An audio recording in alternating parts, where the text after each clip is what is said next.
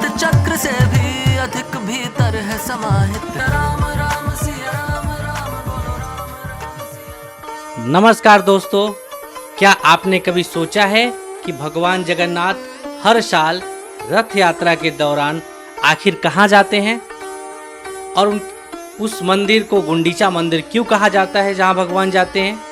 आइए जानते हैं माता गुंडीचा की एक रोचक कथा। राम राम सिया राम राम सिया राम राम सिया राम राम बोलो राम राम सिया राम राम सिया राम।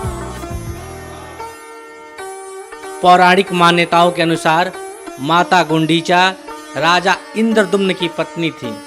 वही वे राजा थे जिन्होंने भगवान जगन्नाथ के भव्य मंदिर के निर्माण का संकल्प लिया था। कहा जाता है कि माता गुंडीचा भगवान जगन्नाथ की अनन्य भक्त थी। उन्होंने भगवान से प्रार्थना की कि वे वर्ष में कम से कम एक बार उनके घर अवश्य पधारें ताकि वे उनकी पूजा और सेवा कर सके। भगवान ने उनकी भक्ति से प्रसन्न होकर यह वरदान दिया कि हर वर्ष अपने बड़े भाई बलभद्र और बहन सुभद्रा के साथ उनके घर अवश्य आएंगे। इसी कारण रथ यात्रा के दिन भगवान जगन्नाथ, बलभद्र और सुभद्रा अपने अपने रथों में सवार होकर श्री मंदिर से लगभग 3 किलोमीटर दूर स्थित गुंडीचा मंदिर पहुंचते हैं। मान्यता है कि यह मंदिर भगवान के मौसी का घर भी कहलाता है। यहाँ भगवान लगभग 7 दिनों तक विश्राम करते हैं, भक्तों को दर्शन देते हैं और एक विशेष भोग ग्रहण करते हैं।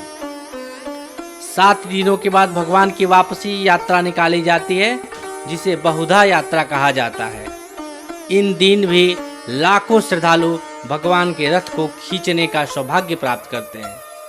चाहे इसे माता गुंडीचा की भक्ति का फल माने या भगवान के अपने भक्त के ऊपर किया गया कृपा और पालन करता हुआ वचन, यह परंपरा सदियों से चली आ रही है जो श्रद्धा और विश्वास के साथ निभाई जा रही है। अगर आपको भगवान जगन्नाथ से जुड़ी ऐसी ही रोचक और अद्भुत जानकारी पसंद आती है तो इस वीडियो को लाइक करें और अपने दोस्तों के साथ शेयर करें और हमारे चैनल को सब्सक्राइब करना ना भूलें। इस प्रकार के भक्ति वीडियो मैं लेके इस चैनल पे हमेशा आता रहूँगा। जय जगन्नाथ, हर हर महादेव।